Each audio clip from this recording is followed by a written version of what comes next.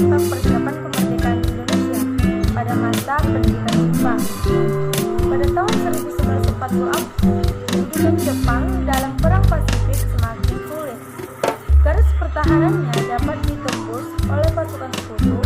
Jumlah kedudukan strategis Jepang di Indonesia mengalami kerusakan akibat pemboman yang dilakukan oleh pasukan sekutu. Oleh karena itu, Jepang mulai menerapkan beberapa kebijakan baru yang lebih lunak bagi daerah-daerah yang diduduki. Kebijakan baru tersebut memberi peluang bagi usaha-usaha yang mempersiapkan kemerdekaan di daerah yang didudukinya. Berikut ini beberapa kebijakan yang berkaitan dengan usaha persiapan kemerdekaan Indonesia. Antara lain yaitu 1. Janji Perdana Menteri Koiso. Pada tanggal 7 September 1946, Jenderal Koiso memberikan janji kemerdekaan kepada rakyat Indonesia yang dikemukakan pada sidang Teikoku Ginka atau Parlemen Jepang. Hal ini tersebut bertujuan agar rakyat Indonesia tidak mengadakan perlawanan terhadap Jepang. Demi menunjukkan kesungguhan dari janji tersebut, maka pemerintahan Jepang mengizinkan bendera merah putih dikibarkan di kantor-kantor pemerintah, tetapi harus didampingi dengan bendera Jepang atau Hinomaru. Banyaknya peristiwa yang terjadi jelang detik-detik proklamasi kemerdekaan Indonesia. Proklamasi kemerdekaan Indonesia sendiri berlangsung pada 17 Agustus 1945. Berikut 4 peristiwa penting yang berlangsung jelang waktu tersebut yang dianggap paling bersejarah, yaitu 1. Pendirian BPUPKI dan PPKI.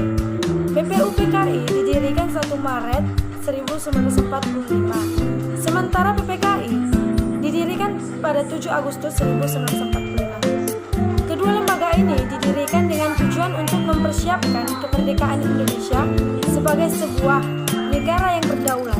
2. Jepang menyerah pada sekutu. Peristiwa ini terjadi pada tanggal 15 Agustus 1945.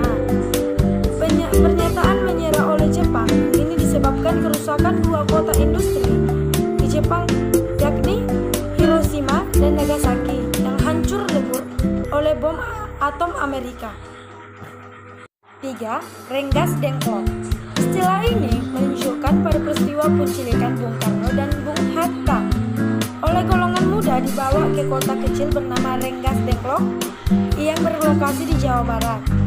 Penculikan ini bertujuan untuk mempercepat tanggal proklamasi kemerdekaan dengan tanpa melalui lembaga PPKI. Para pemuda beranggapan kemerdekaan Indonesia melalui PPKI adalah hadiah Jepang, bukan hasil perjuangan. Ketegangan antar golongan muda dan tua berakhir pada kesepakatan untuk memproklamasikan kemerdekaan Indonesia pada tanggal 17 Agustus 1945. 4. Perumusan naskah proklamasi. Peristiwa ini berlangsung di kediaman Laksmana Maeda. Perumusan ini berlangsung 17 Agustus 1945 dini hari pada sekitar pukul 3 dini hari.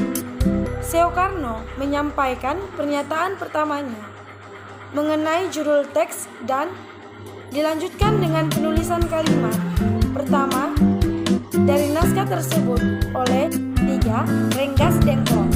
Istilah ini menunjukkan pada peristiwa penculikan Bung Karno dan Bung Hatta oleh golongan muda dibawa ke kota kecil bernama Renggas Dengklok yang berlokasi di Jawa Barat.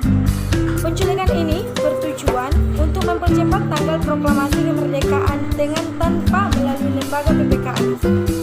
Para pemuda beranggapan kemerdekaan Indonesia melalui PPKI adalah hadiah Jepang, bukan hasil perjuangan.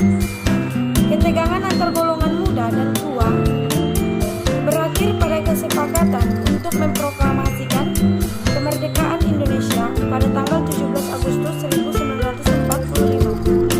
4. Perumusan naskah proklamasi. Peristiwa ini berlangsung di kediaman Laksmana Maeda. Perumusan ini berlangsung 17 Agustus 1945 dini hari pada sekitar pukul 3 dini hari. Soekarno menyampaikan pernyataan pertamanya mengenai judul teks dan dilanjutkan dengan penulisan kalimat pertama dari naskah tersebut oleh Ahmad Subarjo. Sekian presentasi saya, sekian dan terima kasih.